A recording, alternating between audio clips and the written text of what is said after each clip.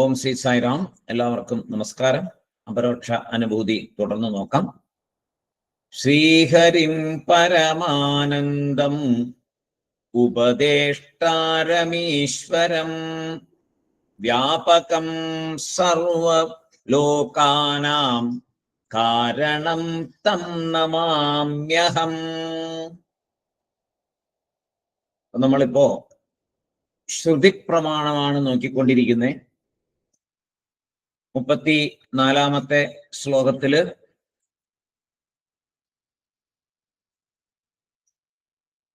അസ്മാത് പരം ഇതി ശ്രുത്യ എന്നുള്ള ആ ഭാഗമാണ് നോക്കിയത്. ശ്വേതാശ്വേതാരോപനിഷത്തിലുള്ള വാക്യത്തെ ആധാരമാക്കിക്കൊണ്ട് ആചാര്യസ്വാമികള് ബ്രഹ്മലക്ഷണം നമ്മളോട് പറഞ്ഞു. അപ്പൊ പറഞ്ഞു, ശ്രുതിയില് പരിപൂർണ വിശ്വാസം ഉണ്ടായിരിക്കണം. പൂർണ്ണ വിശ്വാസം ശ്രുതിയിൽ, അത് മാത്രമാണ് നമുക്ക് ആ ബ്രഹ്മാനന്ദം അനുഭവിക്കുവാനുള്ള വഴി പറഞ്ഞു തരികയും എല്ലാം ബ്രഹ്മമാണ് എന്ന് നമ്മളെ മനസ്സിലാക്കി തരികയും ചെയ്യുന്ന പ്രമാണം. അപ്പോൾ ശ്രുതികളെ ആശ്രയിച്ച് വേണം മുന്നോട്ട് പോകാൻ എന്ന് പറഞ്ഞു. വേദമാണ് പ്രമാണം, വേദം തന്നെ ആധാരം. ലോജിക്കൊക്കെ പറഞ്ഞു തന്നത് ഏറ്റവും താഴ്ന്ന ഇതിലേക്ക് പ്രവേശിക്കുന്ന ഏറ്റവും ആദ്യത്തെ പഠിതാക്കളെ ഉദ്ദേശിച്ചാണ്. കുറച്ച് ചെറിയ ചെറിയ കാര്യങ്ങൾ ലോകവുമായിട്ട് ബന്ധപ്പെട്ട് പറഞ്ഞിട്ട് പിന്നെ വളരെ ഗഹനമായ കാര്യങ്ങളിലേക്ക് പോവുകയാണ് ആചാര്യസ്വാമി ചെയ്തത്. കാരണം ലോജിക്ക് കൊണ്ട്, യുക്തി കൊണ്ട് ഒരിക്കലും ബ്രഹ്മത്തെ അറിയുവാൻ സാധിക്കില്ല. ആ ബ്രഹ്മാനന്ദം അനുഭവിക്കാനും സാധിക്കില്ല. സ്വയം ബ്രഹ്മമെന്ന് തിരിച്ചറിയാനും സാധിക്കില്ല. അതിന് ശ്രുതിവാക്യത്തിൽ കൂടെ മാത്രമേ പറ്റുള്ളൂ. പക്ഷെ ഒരു ഇത് പഠിക്കാൻ തുടങ്ങുന്ന ഒരാൾക്ക് ചെറുതായിട്ടെങ്കിലും ചെറിയ ചെറിയ കാര്യങ്ങളൊന്നും മനസ്സിലാക്കി ദേഹമല്ല എന്ന് മനസ്സിലാക്കുന്നതിന്, ഞാൻ എന്ന് പറയുന്ന ഈ ദേഹമല്ല എന്ന് മനസ്സിലാക്കുന്നതിന് ഒന്ന് രണ്ട് ചെറിയ കാര്യങ്ങൾ പറഞ്ഞു. ശരീരമല്ല എന്നുള്ളതിന് ബലി കൊടുക്കുന്നതിനെയൊക്കെ പറഞ്ഞു. ശ്രാദ്ധം കഴിക്കുക, അപ്പൊ സൂക്ഷ്മ ശരീരം ഉണ്ട്, അപ്പൊ ഈ കാണുന്ന ശരീരം അല്ലാതെ വേറൊരു ശരീരം കൂടെ ഉണ്ട് എന്നൊക്കെ മനസ്സിലാക്കുന്ന ഒരു രീതിയിൽ പറഞ്ഞു വെച്ചു. ഇനി ആചാര്യസ്വാമി എടുക്കുന്നത് പുരുഷ സൂക്തത്തിലെ ഒരു വാക്യമാണ് എടുക്കുന്നത്.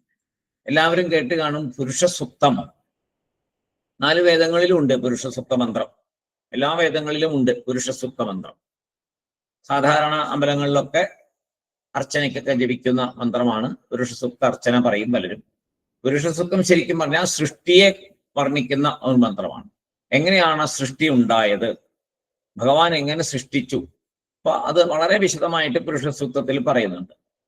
അപ്പോ ആ പുരുഷ സൂക്തം വായിച്ച് പഠിച്ചാൽ മനസ്സിലാവും, ഇവിടെ ഈശ്വരനല്ലാതെ വേറെ യാതൊന്നുമില്ല.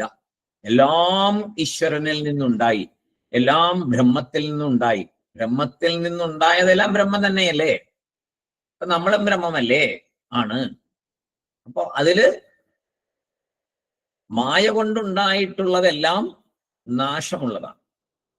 ബ്രഹ്മം മായാശക്തിയെ ഉപയോഗിച്ച് ഉണ്ടാക്കുന്നതെല്ലാം ഒരു സ്വപ്നം പോലെ വന്നു പോകുന്നതാണ്. ആ ഒറിജിനലായിട്ടുള്ള ബ്രഹ്മസത്ത അങ്ങനെ തന്നെ നിലനിൽക്കും. അതാണ് ശരീരം വന്നും പോയി മരിക്കുന്നു, ആത്മാ എന്നെന്നും നിലനിൽക്കുന്നു എന്നുള്ളതിന്റെ രഹസ്യം. ഇവിടെ എന്താണ് ശ്ലോകം? 35-ാമത്തെ ശ്ലോകം. സർവം പുരുഷ ഏവേതി സൂക്തേ പുരുഷ സംജ്ഞിതേ അപ്യച്യുതേ യദശ്രുത്വാ കഥം സ്യദേഹ പുമാൻ. സർവം പുരുഷ ഏവേതി സൂക്തേ പുരുഷ സംജ്ഞിതേ അപ്യുച്യതേ യദശ്രുത്യാ കഥം സ്യാദ്ദേഹ പുമാൻ. വേദത്തിലെ പുരുഷ സൂക്തത്തില് പുരുഷ ലക്ഷണം വളരെ നന്നായി പറയുന്നു എന്ന് പറയുന്നു. അതില് 1-2 ഭാഗങ്ങൾ നമുക്ക് നോക്കിയാൽ അതിൽ ആദ്യത്തേത് നിങ്ങളെല്ലാവരും കേട്ട് കാണും.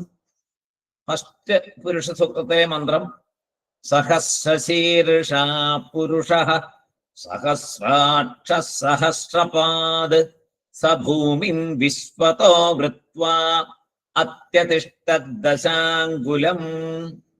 1000 ശിരസ്സോടുകൂടിയ പുരുഷൻ ആയിരമായിരം കണ്ണുകളോട് കൂടിയവൻ, ആയിരമായിരം പാവങ്ങളോട് കൂടിയവൻ, അവൻ ഭൂമിയെ ആവരണം ചെയ്ത് 10 അങ്കുലം അതിക്രമിച്ചു നിൽക്കുന്നു എന്ന് പറഞ്ഞാൽ പിന്നെയും ഇനിയും എല്ലാ പ്രപഞ്ചം മുഴുവൻ നിറഞ്ഞു നിൽക്കുന്ന ആ ശക്തി. ആയിരമായിരം കാലുകൾ കണ്ണുകൾ എന്ന് പറഞ്ഞാൽ എന്താണ്? ഈ കാണുന്ന ജീവജാലങ്ങളും സകലതും ഈ പരബ്രഹ്മസ്വരൂപം തന്നെയാണ് എന്നാണ് അവിടെ പറഞ്ഞു തന്നത്. അത് കഴിഞ്ഞിട്ട് രണ്ടാമത്തെ ശ്ലോകത്തിലെ രണ്ടാമത്തെ മന്ത്രമാണ് ഇവിടെ സർവം പുരുഷ എന്നുള്ളത്. പുരുഷ ഏവേദഗം സർവം യദ്ഭൂതം യച്ച ഭവ്യം ഉതാമൃതത്വശേഷാനഃ യദന്നേനാതിരോഹതി എന്നൊരു മന്ത്രം. അവിടെ യദ്ഭൂതം യച്ച ഭവ്യം, യാതെന്നാണോ ഭവിച്ചത്, യാതെന്നാണോ ഇനി ഭവിക്കാൻ പോകുന്നത്, ഇതം സർവം ഈ പ്രപഞ്ചം മുഴുവൻ പുരുഷ ഏവ, പുരുഷൻ തന്നെ, ഉത അമൃതത്വസ്യ തന്നെയുമല്ല, ഉത എന്ന് പറഞ്ഞാൽ അവിടെ തന്നെയുമല്ല, അമൃതത്വത്തിന്റെ ഈശാനഃ നിയന്താവാണ്. ഉതാമൃതത്വശേഷാനഃ എന്നുള്ളതിന് ഉത അമൃതത്വസ്യ ഈശാനഃ, എന്നിട്ടോ യദന്നേന അതിരോഹതി, അത് അന്നം കൊണ്ട് വളർന്നു വരുന്നു. കാണുന്നതെല്ലാം ആത്മചൈതന്യ സ്വരൂപനായ പുരുഷനാണ് പ്രപഞ്ചത്തിന്റെ അനശ്വരമായ ഘടകം.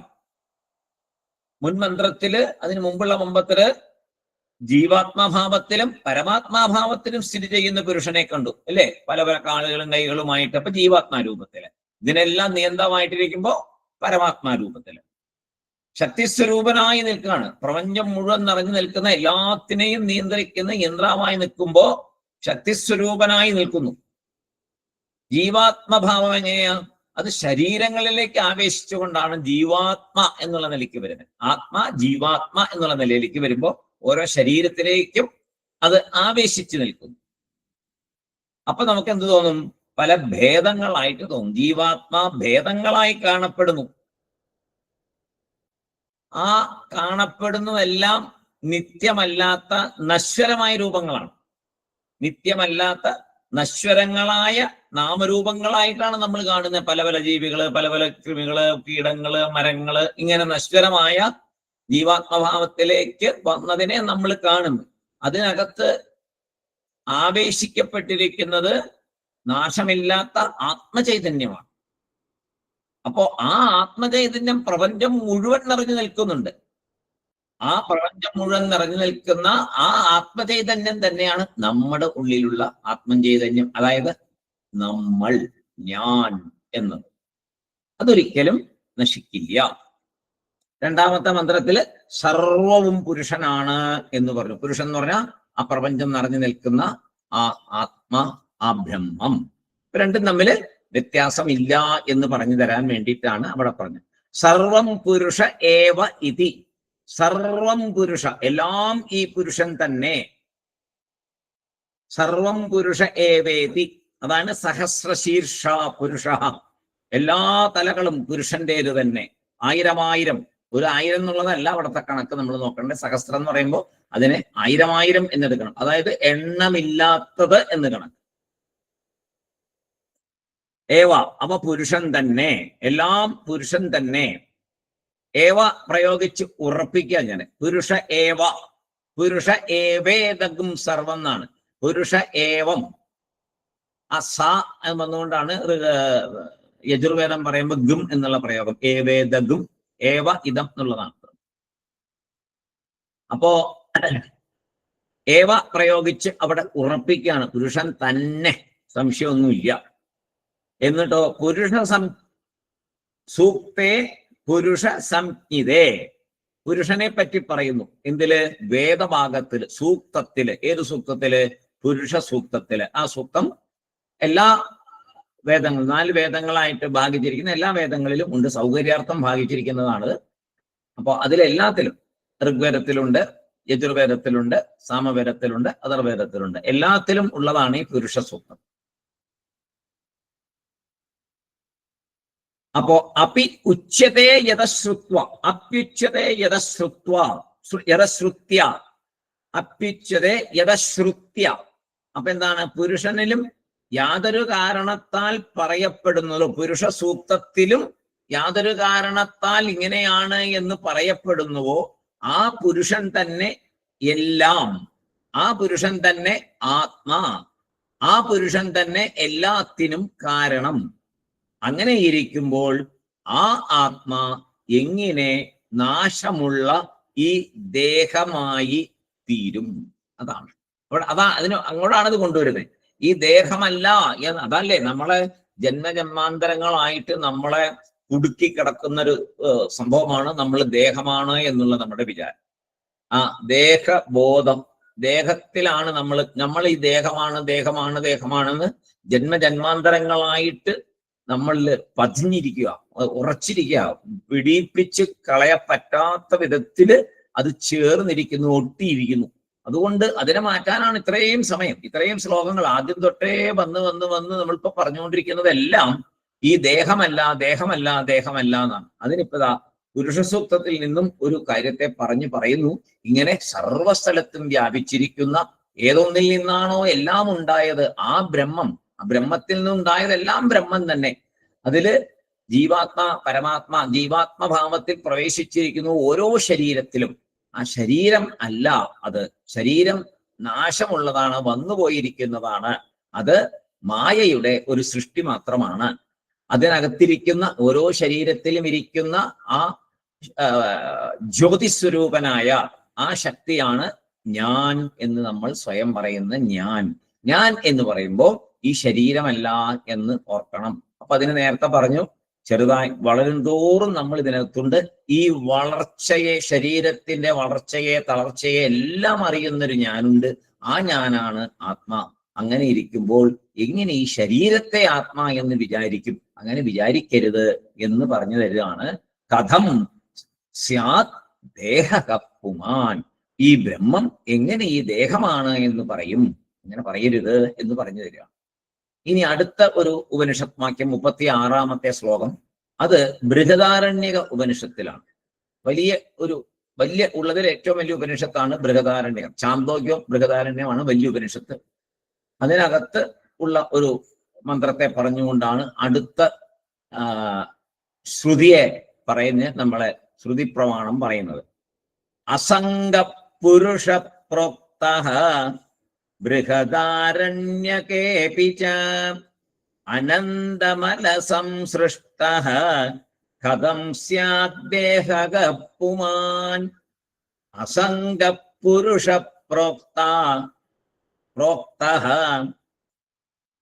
ബൃഹദാരണ്യകേപി ച അനന്തമല സംസൃഷ്ടഃ കഥം സ്യാത് ദേഹകഃ പുമാൻ.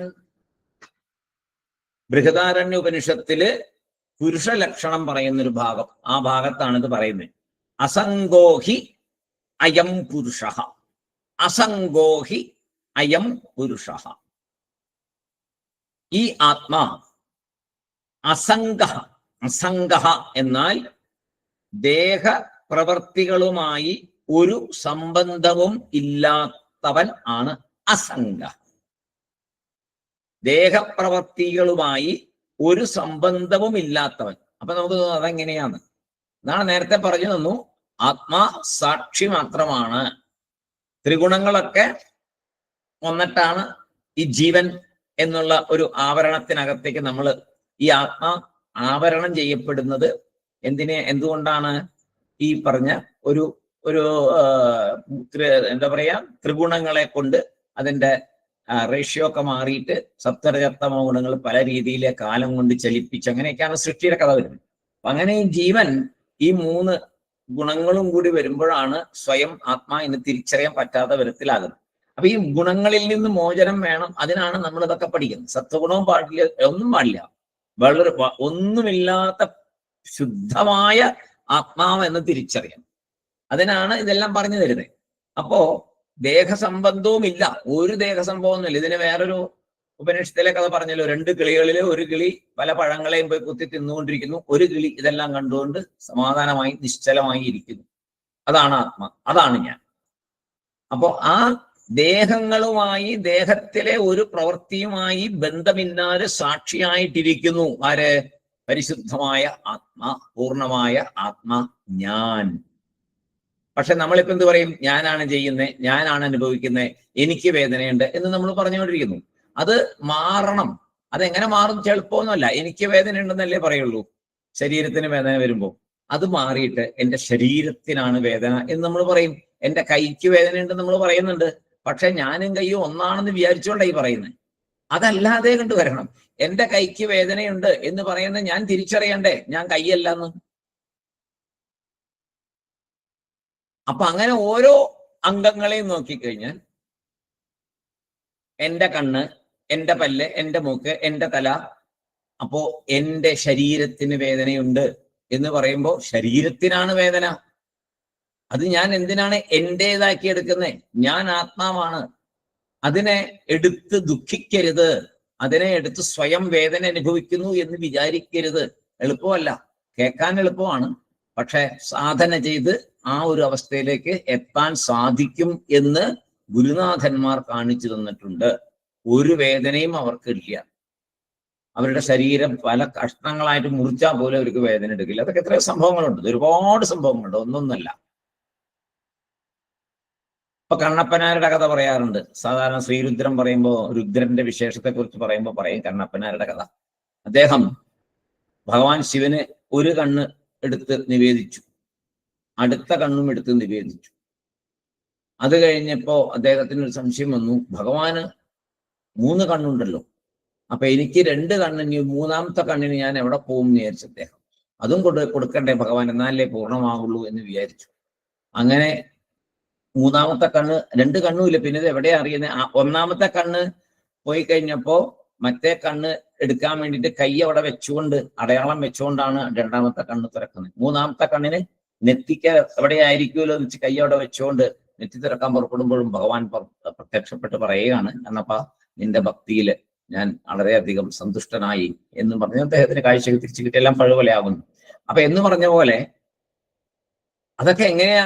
കഥയാണെങ്കിലും അതൊക്കെ നടന്നിട്ടുള്ളതാണ്. 64 ഗുരുക്കന്മാര് തമിഴ്നാട്ടിലുള്ള അവരിൽ ഉള്ള കഥകളാണെന്ന്. അതൊക്കെ നടന്ന കഥകളാണ് 64 ആചാര്യന്മാരുടെ. അപ്പോ ആ എങ്ങനെ അവർക്കത് പറ്റുന്നു എന്നുള്ളതാണ്. അവർക്കത് സാധിക്കുന്നത്, അവർ ശരീരബോധം അവർക്കില്ല, അതുകൊണ്ട് അവർക്കത് സാധിക്കുന്നു. അവർ സാധാരണ മറ്റൊരു പൂവിനെ പോലെയോ പുഷ്പത്തിനെ പോലെയോ തുളസിയെ പോലെയോ ഒക്കെയാണ് ഈ ശരീരത്തെ കാണുന്നത്. ഒരു വേറൊരു വസ്തുവായിട്ടാണ്, ഞാനായിട്ടല്ല കാണുന്നത്. അപ്പൊ ആ വസ്തുവിനെ ഭഗവാൻ സമർപ്പിക്കാൻ, പൂവ് സമർപ്പിക്കുന്ന പോലെ എന്റെ കണ്ണ് ഭഗവാൻ സമർപ്പിക്കുന്നു. ആ ഒരു പാരമ്പര്യം ഭാരതത്തിലെ ഗുരുക്കന്മാരിലുണ്ട്. അതുകൊണ്ടാണ് വീണ്ടും വീണ്ടും ഉപനിഷത്തുകൾ അത് പറഞ്ഞു തരുന്നു. അവരൊക്കെ ഉപനിഷത്തിൽ പഠിച്ചതിനെ ഉൾക്കൊണ്ടവരാണ്, അവർക്കത് സാധിക്കും. ഇതുപോലെ മറ്റുള്ളവർക്കും സാധിക്കും എന്നാണ് ഗുരുനാഥന്മാര് പറയുന്നത്. അപ്പോ അങ്ങോട്ട് എത്തണമെങ്കിൽ എത്രമാത്രം ഇതിനെ ശ്രദ്ധയും ആ വിശ്വാസവും, അതാണ് പറഞ്ഞത് ശ്രുതിവാക്യത്തില് പരിപൂർണ വിശ്വാസം വേണം എന്ന് പറഞ്ഞതിന്റെ അടിസ്ഥാനം അതാണ്. അപ്പൊ ഈ ദേഹത്തിലെ പ്രവൃത്തികളിൽ ഒരു സംബന്ധവും ഇല്ലാത്തവൻ എന്നുള്ളതാണ് അസംഗഹ.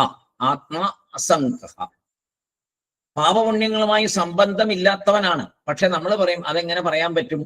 പാപവും പുണ്യമായിട്ട് ബന്ധമുള്ളത് കൊണ്ടല്ലേ ശരീരം കിട്ടിയത്. അപ്പോഴും നമ്മൾ പറയുന്നു ശരീരം കിട്ടിയത്. അപ്പൊ ശരീരം കിട്ടുന്നതുമാണ് പോകുന്നതുമാണ്. ഞാൻ ഇവിടെ എന്നും ഉള്ളവനാണ്. അതിൽ തന്നെ ഉണ്ട് സത്യം, അതിൽ തന്നെ ഉണ്ട്. നമ്മൾ അപ്പുറത്തേക്ക് ചിന്തിക്കാറില്ല. സത്യം അവിടെ ഉണ്ട്, പക്ഷെ നമ്മൾ ചിന്തിക്കാറില്ല അപ്പുറത്തേക്ക്. നമ്മൾ തന്നെ പറയുന്നുണ്ട് പാപവും പുണ്യവും ഉണ്ടല്ലോ. എങ്ങനെ ഇല്ലെന്ന് പറയണേ? ഉള്ളത് കൊണ്ടല്ലേ ഈ ശരീരം കിട്ടിയത്, അതുകൊണ്ടല്ലേ സുഖം അനുഭവിക്കുന്നുണ്ടല്ലേ, അതുകൊണ്ടല്ലേ ദുഃഖം അനുഭവിക്കുന്നതെന്ന് നമ്മൾ പറയുന്നു. ആ പറയുന്ന നമ്മൾ തന്നെ പറയുന്നു ശരീരം കിട്ടിയതാണ് എന്ന് പറയുന്നു. കിട്ടിയതെല്ലാം നശിക്കും, വന്നതെല്ലാം നശിക്കും, ഉണ്ടായതെല്ലാം നശിക്കും. അപ്പോ എങ്ങനെ ഈ ശരീരം കിട്ടാതിരിക്കും? പാപവും പുണ്യവും ഉണ്ടാകാതിരിക്കണം. പാപവും പുണ്യവും ഉണ്ടാകാതിരിക്കണമെങ്കിൽ എന്ത് വേണം? നിഷ്കാമമായിട്ട് കർമ്മം ചെയ്യണം. നിഷ്കാമമായിട്ട് കർമ്മം ചെയ്താൽ എന്തുണ്ടാവും? ഇതൊന്നും നമ്മളെ ബാധിക്കില്ല. അതായത് എങ്ങനെയാണ് നിഷ്കാമകർമ്മം ചെയ്യുക? കർത്തൃത്വം ഏറ്റെടുക്കാതിരിക്കുക, ഞാനാണ് ചെയ്യുന്നത് എന്നുള്ള തോന്നൽ ഇല്ലാതിരിക്കുക. എല്ലാം ഈശ്വര നിശ്ചയം, അതനുസരിച്ച് നടക്കും. ഞാൻ ഇത് ചെയ്യുന്നു, ഞാനാണിത് ചെയ്യുന്നത്, ഞാനാണിത് ചെയ്യുന്നതെന്ന് തോന്നരുത്. ഞാനൊരു സാക്ഷി മാത്രമാണ്, ഇതെല്ലാം ഈശ്വരാർപ്പണമായിട്ട് ചെയ്യുന്നു. ഈശ്വരാർപ്പണം. എനിക്കിതിന്റെ റിസൾട്ടിനോട് ഒരു ബന്ധവുമില്ല, എനിക്കിതിന്റെ റിസൾട്ടിനോട് ഒരു ആഗ്രഹവുമില്ല. അപ്പോൾ എന്തായി? കർത്തൃത്വം ഇല്ലാണ്ടായി. കർത്തൃത്വം വരുന്നത് അതിന്റെ ഫലത്തില് ആഗ്രഹം വരുമ്പോഴാണ് കർത്തൃത്വം വരിക. ഫലത്തിൽ ആഗ്രഹമില്ലെങ്കിൽ എന്റെ ഡ്യൂട്ടി, എന്റെ ഈ ജന്മത്തിലുള്ള ഡ്യൂട്ടി എന്ന് മാത്രം വിചാരിച്ചുകൊണ്ട് എല്ലാ കാര്യങ്ങളും ചെയ്താൽ, മക്കളെ വളർത്തുന്നതാകട്ടെ, ഭാര്യയെ കല്യാണം കഴിക്കുന്നതാവട്ടെ, ഭാര്യയോടൊത്ത് ജീവിക്കുന്നതാവട്ടെ, പ്രായമാകുമ്പോൾ പേരക്കുട്ടികളെ ലാളിക്കുന്നതാവട്ടെ, ഓഫീസിൽ ചെന്ന് ജോലി ചെയ്യുന്നതാകട്ടെ, പഠിപ്പിക്കുന്നതാകട്ടെ, എല്ലാം എനിക്ക് നിയോഗിക്കപ്പെട്ടിരിക്കുന്ന ഒരു കർമ്മത്തെ ഞാൻ ചെയ്യുന്നു. ഇതിന്റെ ഫലം ഞാൻ ആഗ്രഹിക്കുന്നില്ല. ഇതെല്ലാം ഞാനിതാ ഈശ്വരനെ സമർപ്പിക്കുന്നു. പ്രപഞ്ചം മുഴുവൻ നിറഞ്ഞു നിൽക്കുന്ന ആ ശക്തിയാണ് ഞാൻ എന്ന തിരിച്ചറിവ് എനിക്ക് ഉണ്ടാകാൻ വേണ്ടി ഇത് മുഴുവൻ ഞാൻ ഭഗവത്പാദത്തിൽ സമർപ്പിക്കുന്നു എന്ന പരിപൂർണ വിശ്വാസത്തോടെ ചെയ്താൽ താമസിയാതെ നമ്മളും ആത്മസ്വരൂപനാണ് എന്ന ഒരു സത്യം നമ്മുടെ ഉള്ളിൽ ബോധ്യപ്പെടും. ആ സത്യം ബോധ്യപ്പെട്ടാലും ഈ ശരീരം ഉണ്ടാവും, എല്ലാം ഉണ്ടാവുക. പക്ഷെ സത്യം ഉള്ളിൽ ബോധ്യപ്പെടും. ബോധ്യപ്പെട്ട് കഴിഞ്ഞാൽ പിന്നെ ഒരു ബുദ്ധിമുട്ടും ഇല്ല. നമുക്ക് ഏത് സാഹചര്യത്തിൽ ജീവിക്കാനും ഒരു പ്രശ്നം ഉണ്ടാവില്ല. കാരണം സമാധാനമായിരിക്കും നമ്മുടെ അൾട്ടിമേറ്റ് റിസൾട്ട്. നമ്മൾ സമാധാനത്തിലായിരിക്കും. ഒരു തരത്തിലുള്ള എന്താ പറയുക, ചഞ്ചലപ്പ് മനസ്സിലുണ്ടാവില്ല, പ്രത്യേകിച്ചൊരു ദുഃഖം ഉണ്ടാവില്ല, പ്രത്യേകിച്ചൊരു സന്തോഷം അഡീഷണൽ ആയിട്ട് അങ്ങനെയൊന്നുമില്ല. ഒരു ആനന്ദത്തിലായിരിക്കും. എപ്പോഴാണ് നമുക്ക് ശരിക്കും പറഞ്ഞാൽ സുഖം? എപ്പോഴാ? ഉറങ്ങുമ്പോൾ. നന്നായിട്ട് ഡീപ്പ് സ്ലീപ്പിലാണ് ഏറ്റവും സുഖം. അത് നമ്മളെല്ലാവരും അനുഭവിച്ചുകൊണ്ടിരിക്കുന്ന ദിവസവും. മറ്റെന്ത് സുഖവും പിന്നീട് വേണമെന്ന്. ഈ ഉറങ്ങാതിരിക്കാൻ പറ്റത്തില്ല. കാരണം ഈ ഇന്ദ്രിയങ്ങളൊക്കെ മൊബൈൽ ചാർജ് ചെയ്യുന്ന പോലെ വീണ്ടും ചാർജായി വരണം. ആ ചാർജായി വരുന്ന ശക്തി എവിടുന്ന് വരുന്നു? ഒരു ഇന്ദ്രിയവും അല്ല തരുന്നേ. കയ്യോ കാലോ മൂക്കോ ഒന്നുമല്ല. ഈ മൊബൈൽ കുത്തിയിട്ട് ചാർജ് ആവുന്ന പോലെ നമ്മളെ ചാർജ് ആക്കുന്നത് എവിടെ? നമ്മുടെ ഉള്ളിൽ തന്നെയാണ്. നമ്മുടെ ഉള്ളിൽ തന്നെയുള്ള ആ നമ്മൾ തന്നെ, ആ ആത്മാ തന്നെയാണ് ഈ ശരീരത്തിന് പ്രവർത്തിക്കാനുള്ള ഊർജം പിന്നെയും തന്നുകൊണ്ടിരിക്കുന്നത്. ഈ ശരീരം കൊള്ളില്ലാണ്ടാവുമ്പോ എന്താവും? ആ കർമ്മഫലം അനുസരിച്ച് ഇത്രയും നാളും ജീവിച്ചാൽ മതി എന്നൊരു ടാർഗറ്റൊക്കെ വെച്ച കണ്ണും കാലും കയ്യും ഒക്കെ ഇത്ര വർഷത്തേക്കെന്നുള്ള വെച്ച് ഫിക്സ് ചെയ്ത് ഈ കമ്പ്യൂട്ടറിന്റെ ഒക്കെ ചിപ്പടിച്ച് വിടുന്ന പോലെ റെഡിയാക്കി വിട്ടിട്ട് പ്രോഗ്രാം ചെയ്ത് ഇങ്ങ് വിടുകയാണ്. ഈ പ്രോഗ്രാം ചെയ്ത് കഴിഞ്ഞാൽ പ്രോഗ്രാമിന്റെ കാലയളവ് കഴിയുമ്പോൾ ശരീരം പോകും. അപ്പൊ നമ്മൾ എന്ത് വിചാരിക്കും? അപ്പൊ പാപപുണ്യങ്ങളൊക്കെ ഉണ്ടല്ലോ, അതുകൊണ്ട് ശരീരം തന്നെയല്ലേ ഞാൻ എന്ന് വിചാരിക്കും. അല്ല, പാപപുണ്യങ്ങള് നമ്മൾ കർത്തൃത്വം ഏറ്റെടുത്തുകൊണ്ട് വരുന്നതാണ്. കർത്തൃത്വം ഏറ്റെടുത്തില്ലെങ്കിൽ പാപപുണ്യം ഉണ്ടാവില്ല. അപ്പൊ ഈ ജന്മത്തിൽ ഇത് തിരിച്ചറിഞ്ഞ ശേഷം ആചാര്യന്മാരിൽ നിന്ന് അറിയുമ്പോൾ, ശങ്കരാചാര്യ സ്വാമികൾക്ക് നമുക്ക് അപരോക്ഷാനുഭൂതിയിൽ കൂടി ഭംഗിയായി പറഞ്ഞു തന്നിരിക്കുന്നു. ഭഗവത്ഗീതയില് പ്രത്യേകം പറയുന്നു നിഷ്കാമകർമ്മത്തെ കുറിച്ച്. അങ്ങനെ മോക്ഷം സമ്പാദിക്കാമെന്ന് പറയുന്നു. അതിനെ മനസ്സിലാക്കി അങ്ങനെ പതുക്കെ പതുക്കെ പതുക്കെ പതുക്കെ പരിശ്രമിച്ചാൽ നമുക്കും നമ്മുടെ ഈ ശരീരം വിട്ടുപോയി ഇനിയൊരു ശരീരം എടുക്കാതെ സാക്ഷാൽ ജഗദീശ്വരനായിട്ട് തന്നെ ആ സർവസ്ഥലത്ത് നിന്ന് നിൽക്കുന്ന ആ ബോധം, ആ ബോധമായി നമുക്ക് തുടരാൻ സാധിക്കും എന്ന് പറയുകയാണ് ഇവിടെ. അസംഗം എന്നുള്ള വാക്കുകൊണ്ട്. അപ്പോ ദേഹധർമ്മം, ഇനി ദേഹത്തോട് സംബന്ധമില്ലെങ്കിൽ പിന്നെ ദേഹധർമ്മങ്ങളോട് എങ്ങനെ സംബന്ധം ഉണ്ടാവും? അതാണ് ഇപ്പൊ പറഞ്ഞത്. എന്താണ് ദേഹധർമ്മങ്ങള്? ഞാൻ അച്ഛൻ, ഞാൻ അമ്മ, ഞാൻ ഓഫീസർ, ഞാൻ ക്ലർക്ക്, ഞാൻ പോലീസുകാരൻ, ഞാൻ തൂപ്പുകാരൻ, ഞാൻ അധ്യാപകൻ, ഞാൻ പ്രഭാഷണം ചെയ്യുന്ന ആള്, ഞാൻ ശ്രോതാവ്, ഇങ്ങനെയൊന്നും ഉണ്ടാവില്ല. എല്ലാ സ്ഥലത്തും നിറഞ്ഞു നിൽക്കുന്ന ശക്തി തന്നെ ഞാൻ. അപ്പോ അങ്ങനെ ഒരു ധർമ്മബോധത്തോടു കൂടി പ്രവർത്തിക്കേണ്ട കാര്യം വരില്ല. പിന്നെ പ്രവർത്തിക്കേണ്ടി വരുന്നത് എപ്പോഴാണ്? എന്നാൽ ശരി, ഒന്നും ചെയ്യാണ്ടിരിക്കാം, അത് പറ്റില്ല. ശരീരം തന്നിരിക്കുകയല്ലേ, ചെയ്തേ പറ്റുള്ളൂ. ചെയ്യുക, ധർമ്മബോധത്തോടുകൂടി ജീവിക്കുക. പക്ഷെ അതിൽ ഒട്ടൽ ഉണ്ടാകരുത്. ശരിക്കും ധർമ്മത്തിനോട് സംബന്ധമില്ല. ആത്മാവിന് ധർമ്മത്തിനോട് സംബന്ധമില്ല, ശരീരത്തിനാണ് ധർമ്മത്തോട് സംബന്ധം. അല്ലെ? നമ്മൾ ബന്ധുക്കൾ എന്ന് പറയുന്നത് എങ്ങനെയാണ് നമ്മൾ ബന്ധുക്കൾ പറയുന്നത്? അങ്ങനെയാണ് ഈ ആത്മാസ്വരൂപമായിട്ട് എല്ലാവരും ബന്ധുക്കളാവണ്ടേ. അതിനെ നമ്മൾ പറയുന്നു. അങ്ങനെ നമ്മൾ എടുക്കുന്നില്ലല്ലോ. അങ്ങനെ എടുത്താൽ തീർന്നു, പിന്നെ ഓക്കെ ആയി. അങ്ങനെ എടുക്കുന്നില്ലല്ലോ. സർവം ഖല്ലിതം ബ്രഹ്മ എല്ലാവരും ബ്രഹ്മമാണ്, എല്ലാവരും എൻ്റെ ബന്ധുക്കളാണെന്ന് നമ്മൾ പറയുന്നുണ്ടോ? നമ്മൾ പറയില്ല. നമ്മൾ ഈ ശരീരവുമായിട്ട് ബന്ധപ്പെട്ട ആൾക്കാരെ മാത്രമേ ബന്ധുക്കൾ എന്ന് പറയുള്ളൂ. സത്യമോ? സത്യം അതല്ല. അപ്പൊ ആ ഒരു ലെവലിൽ നിന്ന് മാറിയിട്ട് വലിയ ഗുരുക്കന്മാർക്ക് തന്നെ എങ്ങനെയാണ്? സർവവും അവർ തന്നെയാണ്, എല്ലാത്തിനും. അപ്പൊ അങ്ങനെ അതുകൊണ്ടാണ് ഒരു ആള് മുമ്പിൽ ചെന്നിരുന്നാൽ അയാളുടെ മനസ്സ് എന്താണ് എന്ന് പറയാൻ പറ്റുന്നത്. ഒരാൾ ദുഃഖവുമായിട്ടൊരു ഗുരുവിനെ സമീപിക്കുമ്പോൾ ആ ഗുരു ഇയാൾ പറയാതെ തന്നെ ആ ദുഃഖം എന്താണെന്ന് മനസ്സിലാക്കും. കാരണം എല്ലാ ശരീരത്തിലും അന്തര്യാമിയായിട്ടുള്ള അതേ ആള് തന്നെയാണ് ഞാനും എന്ന് അദ്ദേഹത്തിന് അറിയാം. ആ അന്തര്യാമിത്വം കൊണ്ട് സകലതും അറിയാം. അത് ഇന്ദ്രജാലമോ മായാജാലമോ ഒന്നുമല്ല. അതാണ് ആത്മാവിന്റെ ശക്തി. അതൊക്കെ ഉണ്ട് ഇവിടെ ഭാരതത്തിൽ, ഇതെല്ലാം ഉണ്ട്. അതാണ് നമുക്ക് പറഞ്ഞു തരുന്നത്. നമ്മുടെ ഒരു പരമഭാഗ്യമാണ് ഇങ്ങനെയൊക്കെ ഉണ്ട് എന്നുള്ളതും ഇതിനെ മനസ്സിലാക്കാൻ സാധിക്കും എന്നും ഉള്ളതും നമുക്ക് എന്തോ നമ്മുടെ പൂർവ്വജന്മ സുഹൃതം കൊണ്ട് നമുക്ക് ഇത്രയെങ്കിലും മനസ്സിലാക്കാൻ സാധിക്കുന്നു. പ്രാക്ടിക്കലായിട്ട് ചെയ്തു വരാൻ ചിലപ്പോൾ ജന്മങ്ങൾ എടുത്തേക്കാം. എന്നാലും നമുക്കിപ്പോ തുടങ്ങാലോ. അതാരോടും ചോദിക്കണ്ടല്ലോ, അവനവന്റെ സ്വാതന്ത്ര്യമല്ലേ. ഉള്ളിന്റെ ഉള്ളിൽ തുടങ്ങാലോ. പുറത്തേക്ക് ഇപ്പൊ ഞാൻ ഭർത്താവല്ല എന്നും പറയേണ്ട, ഭാര്യയല്ല എന്നും പറയേണ്ട, ഒന്നും വേണ്ട. അത് വ്യവഹാരത്തിൽ അങ്ങനെ പൊക്കോട്ടെ. ഉള്ളിൽ നമുക്കറിയാലോ. ആ ഉള്ളിൽ അറിഞ്ഞുകൊണ്ട് ജീവിക്കണം. അല്ലാതെ പറഞ്ഞുകൊണ്ട് ജീവിക്കാൻ പറ്റില്ല, ഒരിക്കലും സാധിക്കില്ല. ഉള്ളിൽ അറിഞ്ഞുകൊണ്ട് ജീവിക്കാം. കർത്തൃത്വം ഏറ്റെടുക്കാതെ ഉള്ളിൽ അറിഞ്ഞുകൊണ്ട് ജീവിക്കാം, ഒരു സംശയമില്ല. ചെറിയ ചെറിയ കാര്യങ്ങളിൽ പരീക്ഷിച്ച് നോക്കൂ, ഉറപ്പാണ് കർത്തൃത്വം ഏറ്റെടുക്കാതെ മുന്നോട്ട് പോകാം. ഞാൻ പലപ്പോഴും അത് ചെയ്തു നോക്കിയിട്ടുണ്ട്, എനിക്ക് സാധിച്ചിട്ടുണ്ട്, ഇപ്പോൾ സാധിക്കുന്നുമുണ്ട്. കർത്തൃത്വം ഏറ്റെടുക്കാതെ ചെയ്യുന്നുണ്ട്. ഇപ്പോൾ എത്രയോ കർമ്മങ്ങൾ ചെയ്യുന്നുണ്ട്. അത് സാധിക്കുമെന്ന് എനിക്ക് സ്വയം പരിപൂർണ ബോധ്യമുണ്ട്. അതുകൊണ്ടാണ് നിങ്ങളോട് പറയുന്നത്. പറ്റും. അങ്ങനെ നമ്മൾ അടുത്ത സ്റ്റേജിലേക്ക് പോകണം. പിന്നത്തെ സ്റ്റേജിലേക്ക് നമുക്ക് കടക്കാൻ പറ്റും, ഉറപ്പാണ്. തീർച്ചയായിട്ടും നമുക്ക് കടക്കാൻ പറ്റും. നമ്മൾ ഇത്രയും അധ്വാനിക്കുന്നൊന്നും വെറുതെ ആവില്ല. തത്വബോധം പഠിച്ചു, വെറുതെ ആവില്ല. വിവേക ചൂടാമണി പഠിച്ചു, വെറുതെ ആവില്ല. ഉപനിഷത്തുകൾ പഠിച്ചു കുറെ, അതും വെറുതെ ആവില്ല. ഇനിയും ഉപനിഷത്ത് പഠിക്കും, അതും വെറുതെ ആവില്ല. കാരണം നമ്മൾ അത്രമാത്രം ഉപനിഷത്തില് ആചാര്യസ്വാമി പറഞ്ഞ പോലെ ഉപനിഷത്തിനെ വിശ്വസിക്കുന്നു, ഉറപ്പാണ്. ആ വിശ്വാസം നമ്മളെ മുന്നോട്ട് കൊണ്ടുപോകും. അപ്പോ ഒരു പൂവ്, ആ പൂവ് നമ്മുടെ കയ്യിൽ ഇല്ലെങ്കിലും വാസന നമുക്ക് വരും, ഇല്ലേ? ഒരു പൂവ് വിടർന്നു നിൽക്കുന്നു, നമ്മുടെ കയ്യിൽ ഇല്ലെങ്കിലും അതിന്റെ വാസന വരും. അപ്പോ ഡയറക്റ്റായിട്ട് സംബന്ധം ഇല്ലെങ്കിലും ഇൻഡയറക്റ്റ് ആയിട്ട് നമുക്ക് സംബന്ധമുണ്ട് ആ പൂവുമായിട്ട്. ഒരു പൂവിന്റെ ഒരു കാച്ചിൽ കൂടെയാണ് വരുന്നത്. അത് നമ്മുടെ കയ്യിൽ ഇല്ലെങ്കിൽ നമുക്ക് അതിന്റെ വാസന നമ്മുടെ കയ്യിൽ നമുക്ക് എത്തും. അപ്പൊ ഡയറക്റ്റ് അല്ല, ഇൻഡയറക്റ്റ് ആയിട്ട് സംബന്ധം ഉണ്ടല്ലോ. ദേഹത്തെയും ദേഹധർമ്മത്തെയും ഇതുപോലെ മനസ്സിലാക്കണം. ദേഹത്തെയും ദേഹധർമ്മത്തെയും ഇതുപോലെ മനസ്സിലാക്കണം. ദേഹമുണ്ട്, ദേഹധർമ്മങ്ങളും ഉണ്ട്. പക്ഷെ ശാശ്വതമല്ലാതൊന്നും. ഇതെല്ലാം വന്നും പോയും ഇരിക്കും. ഈ ജന്മത്തിൽ ഈ ദേഹമായിട്ട് ബന്ധപ്പെട്ട് കുറെ ആൾക്കാർ. ഇനിയൊരു ജന്മം ഉണ്ടെങ്കിൽ വേറൊരു ശരീരം, കഴിഞ്ഞ ജന്മങ്ങളിലും വേറെ ശരീരം, പലരുമായിട്ടും ബന്ധം. ഇതിങ്ങനെ വന്നും പോയി ഇരിക്കുന്ന ഒരു സംഗതിയാണ്. ഇത് 100 വർഷമോ 80 വർഷമോ 90 വർഷം, പിന്നെ വീണ്ടും ചാടി അടുത്തതിലേക്ക് പോയി, ഇങ്ങനെ നടന്നുകൊണ്ടിരിക്കും. അപ്പോ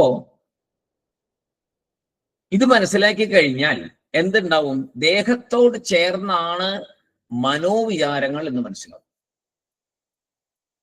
വളരെ വലിയ ഒരു തത്വമാണത്, വളരെ വലിയൊരു തത്വം. മനോവിചാരങ്ങൾ ദേഹവുമായി ചേർന്നാണ്.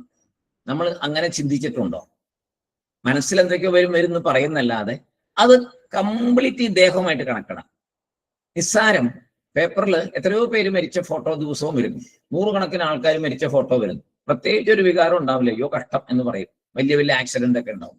അതേസമയം നമ്മുടെ ഈ ദേഹവുമായിട്ട് കണക്റ്റഡ് ആയിട്ട്, എങ്ങനെ കണക്റ്റഡ് ആയിട്ട്?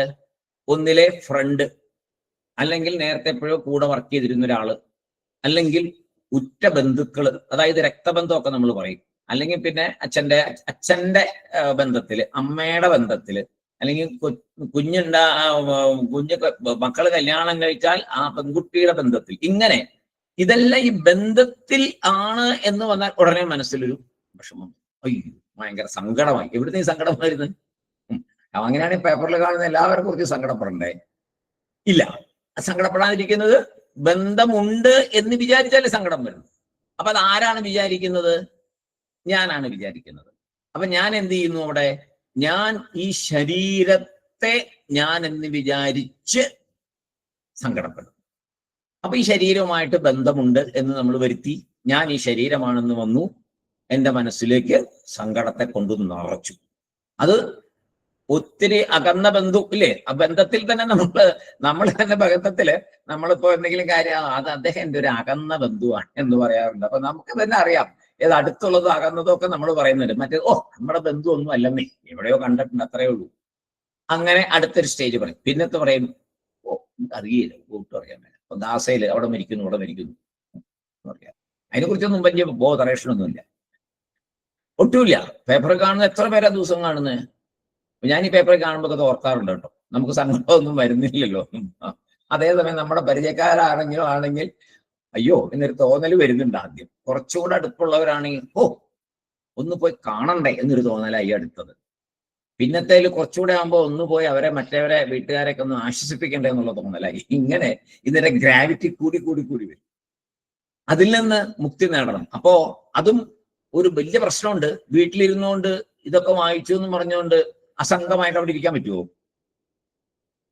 തൊട്ടടുത്ത വീട്ടിലെ നമ്മുടെ ബന്ധുക്കൾ ആരെങ്കിലൊക്കെ മരിച്ചു കഴിഞ്ഞാൽ അത് ശരീരമല്ലേ, പോട്ടെ, നമ്മളെ ആത്മാവല്ലേ, ഒരു കുഴപ്പം, ആത്മാവിനൊന്നും സംഭവിച്ചില്ല. ഭഗവാൻ ഗീതയെ പറഞ്ഞിട്ടുണ്ടല്ലോ, കൊന്നോളൂ, ആരെയും ശരീരമാണ് പോകുന്ന, ആത്മാവിനെ ആർക്കൊന്നും ചെയ്യാൻ പറ്റില്ല, നനയ്ക്കാൻ പറ്റില്ല, ചൂടാക്കാൻ പറ്റില്ല, കത്തിക്കാൻ പറ്റില്ല, കൊല്ലാൻ പറ്റില്ല എന്ന് പറഞ്ഞിട്ടുണ്ടല്ലോ സാറേ. എന്ന് നമുക്ക് പറയാൻ പറ്റുമോ വീട്ടിൽ ഇരുന്നുകൊണ്ട്?